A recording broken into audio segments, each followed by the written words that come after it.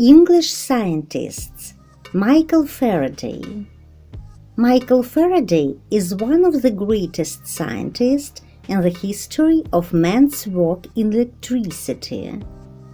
He was born in 1791 in a small village near London.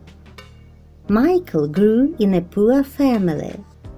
His family belonged to a small Christian sect. He was given basic education, but most of his knowledge he got himself. At the age of 13, Michael went to work in a bookbinder's shop, where he could read much. One of the bookbinder's customers gave Faraday free tickets to lectures given by Davy at the Royal Institution. Davy was a British chemist and inventor. After attending, Faraday was sure his goal was working for the great scientist. Michael Faraday became an analytical and practical chemist. Davy helped him to work at the chemistry laboratory at the Royal Institution. He traveled with Davy and did a lot of experiments. He did about 30,000 experiments during his life. Michael Faraday got interested in the concept of energy, specifically force. Due to his experiments, he was able to make important discoveries in electricity later. He became a famous chemist and a physicist, a founder of the doctrine of the electromagnetic field. Faraday discovered that electricity could be made by moving a magnet inside a wire coil. He was able to build the first electric motor. He later built the first generator and transformer. The scientist discovered electromagnetic induction and laws of electrolysis.